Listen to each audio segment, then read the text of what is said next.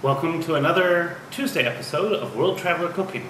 Today we're going to talk about sourdough cultures and how to make your own with minimal fuss. But there's a catch, and that is, since we're going to use rye flour today, you need to use it for breads including rye flour, because the yeast and bacteria will be selected for being particularly efficient in that environment. At the end, I'll talk about transitioning this to a wheat-based flour, but we will start with rye. Now, the reason we're going to use rye is because rye doesn't form the same kind of glutens that wheat does. So wheat forms these really elastic protein entanglements, which give wheat bread its characteristic chewy flavor and traps all the gases, making it light and airy.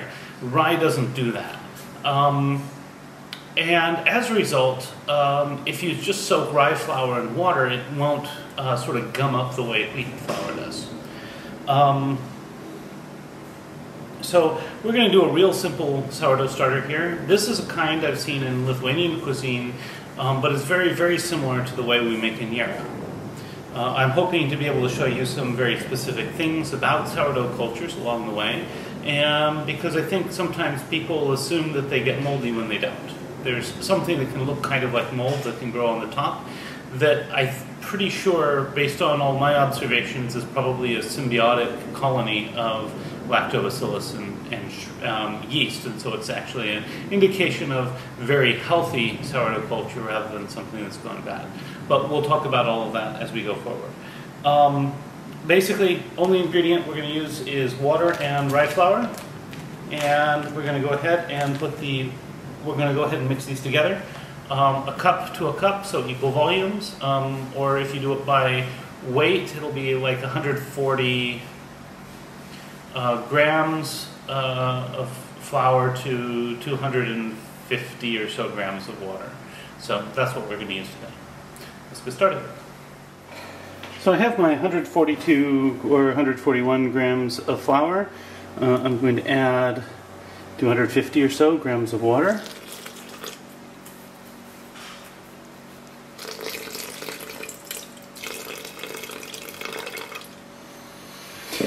Then I'm just going to stir this up, and I'm going to let this ferment for a while. You'll note that this doesn't really form a batter so much as it kind of forms a slurry.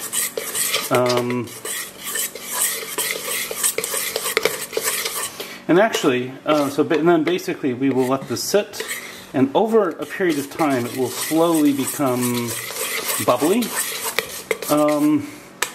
And depending upon how thick this is, and this is on the thicker side, so probably won't happen, but sometimes you'll see this very, very, very fluffy, it looks kind of like a very loose mold sometimes grow on the top. That's actually okay, that's not a mold. It doesn't behave like a mold, at least.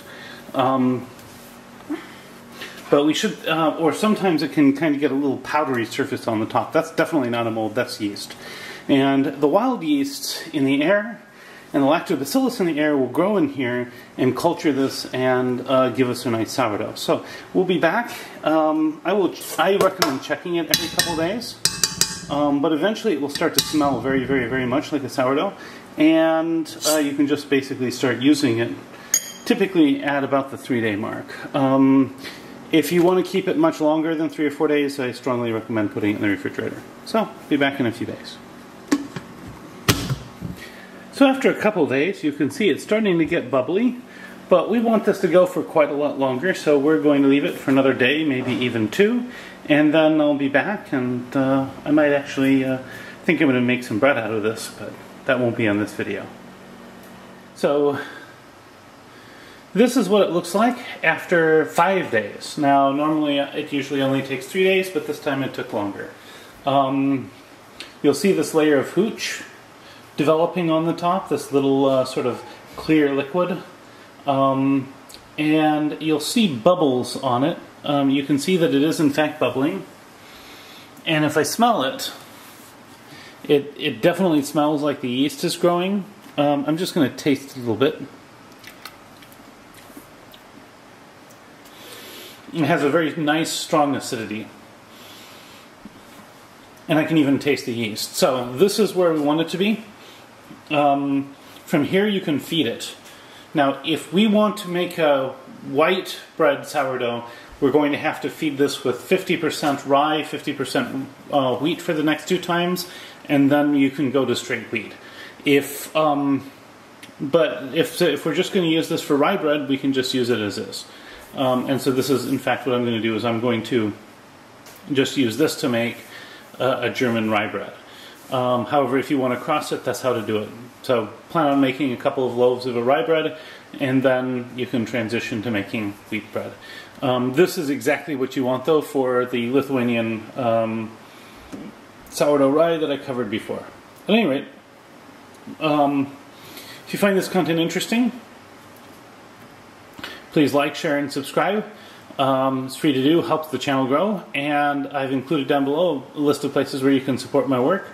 On top of that, I have a detailed description of all of this in the description of this video, so bon appetit and see you next week.